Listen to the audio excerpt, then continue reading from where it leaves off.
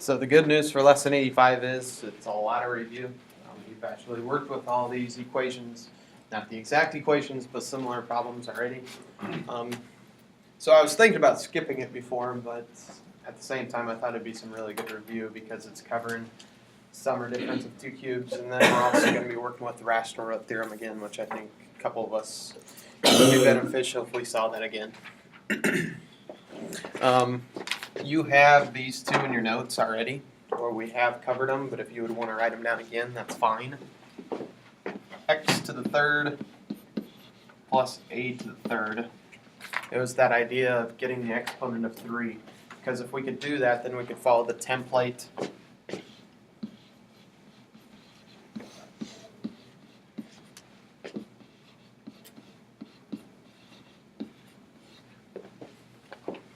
like so.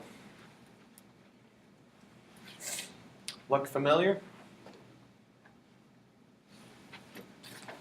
Difference.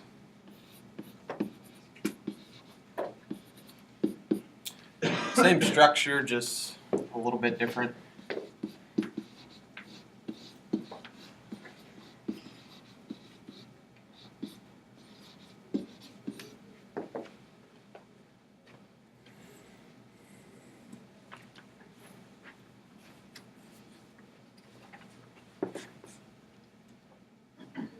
So let's review how we go about doing some of these.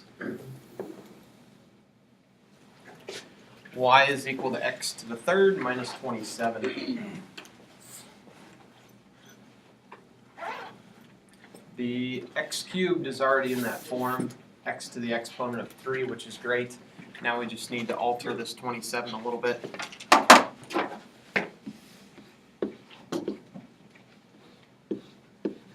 What to the third power will get us 27? 3, right, Zane? Yeah. And now that we have both of those, this is playing the role of our x. This is playing the role of our a. Difference, we're subtracting, so we need to use the second one, x minus 3. In my x now, we want to square it, so x squared plus ax, so 3x plus a squared, so 3 squared will get us 9. Kind of combined a step there, but that's alright. I think you can make the connection. And so I think it's obvious we have one real root right away. We have x minus 3, so we have this 3 right here. Question is, what is that thing going to produce for us? So we could do a couple of different things. Number one, we could look to see if it factors. I'm guessing that's what you're going to do right away. Factors of 9, 3 and 3, 9 and 1. None of those are going to give us a sum of 3, so it's unfactorable. We could go to quadratic formula right away and see what it gives us for real roots. But let's check to see if it has any real roots at all, because there is the possibility that it doesn't. What do we use? Started with a D. Not determinant. That was with the matrix, but very similar to it. Discriminant. What did that look like? B squared minus 4AC. Yeah, there you go. Because recall, that was the expression that was inside of the radical when we did the quadratic formula. And if we get a negative value inside of that radical, that meant that we were going to have no real solutions. Therefore, we plug it in.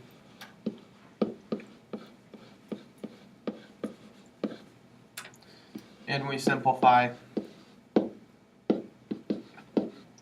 And I get a discriminant to be negative 27, which ultimately means what to us? Right, there's no real solutions.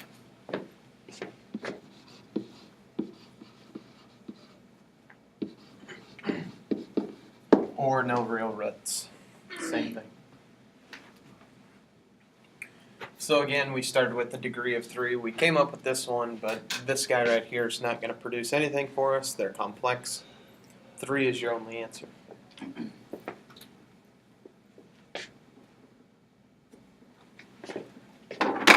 x to the 6th minus 64.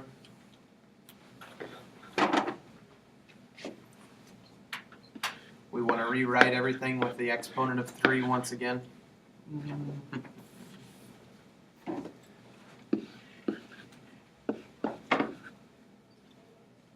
Power to a power we multiply, so I know it's going to be x squared there. And the base for 64.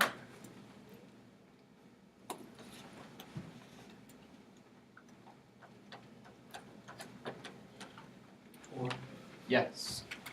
4 cubed will get us at 64. 16 times 4. There it is.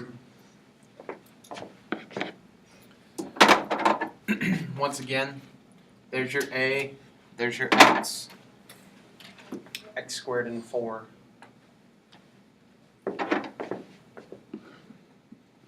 I believe for the first one we subtract.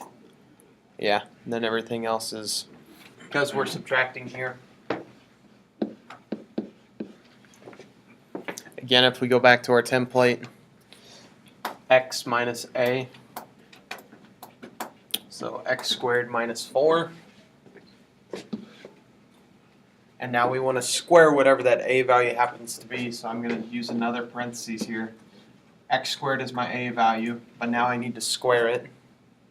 And now we're going to take 4 times whatever the first value was, which is x squared. And lastly, I need to square 4, which is going to be 16.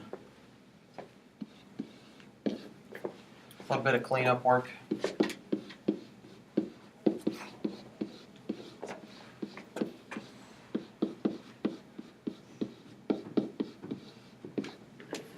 But at this point, it's really, we don't have any answers that are jumping out at us. Okay, we got to do a little bit more work here. X squared minus 4. What are your thoughts on that? X minus 2x plus 2. Yeah, it actually factors for us. Maybe didn't look like it was going to, but it will. Factors are 2 and 2, and because it's minus, yeah, if we use the opposites, we're going to get a sum to be 0. So that's good. Negative 2 and 2. And now we need to take a look at that last one.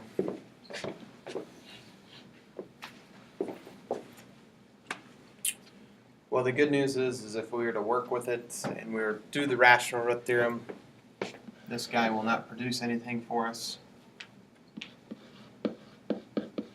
So I should be writing no real roots.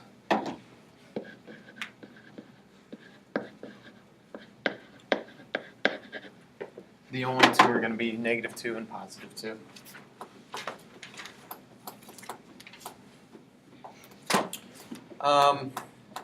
What would be another way that we could look at this? X to the 4th. 4x squared plus 16. Square the whole thing? Possibly we could. What's something else we could do? We could look at the graph, right? And determine just what we have for x-intercepts. But I told you there's no real roots, so what's the conjecture that you can make from the graph?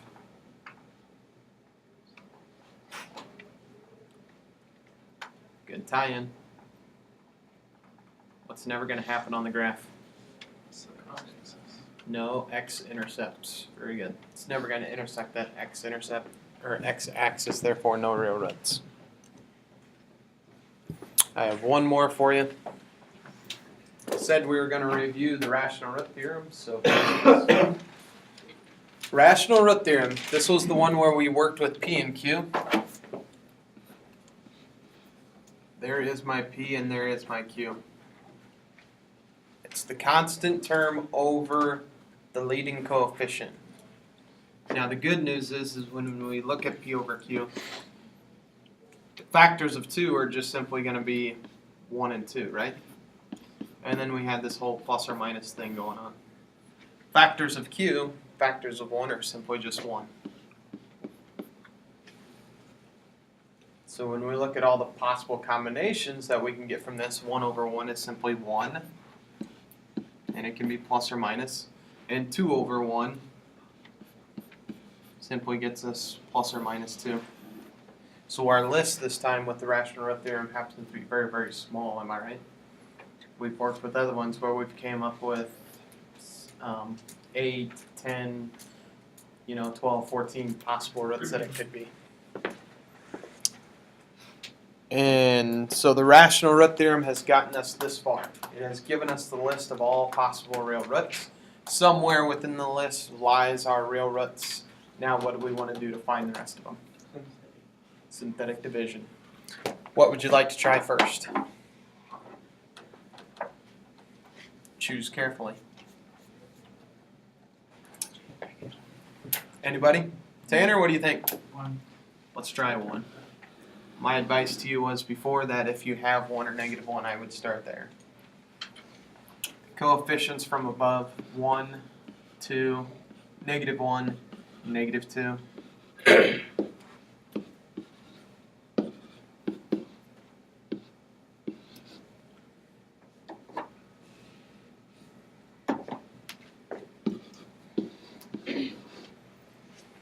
And what did we want to get for a remainder again? 0, because the remainder theorem tells us that if we get a remainder of 0, that means that that is a root.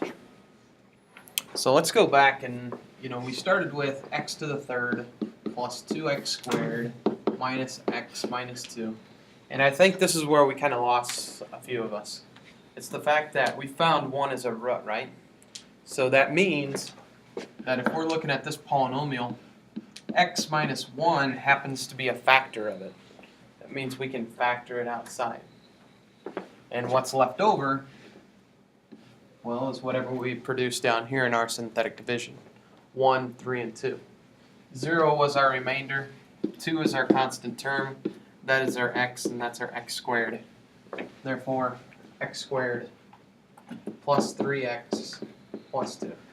So one more time, if I were to distribute and multiply the x minus 1 to this trinomial, I would get this thing right here. That's the really nice thing about synthetic division. Last thing is I have a quadratic trinomial. Let's see if we can't factor this thing. Will it happen for us? Yeah, it will. 2 and 1. Both of them are pluses. 1, -1, -2. Practice problems B and F.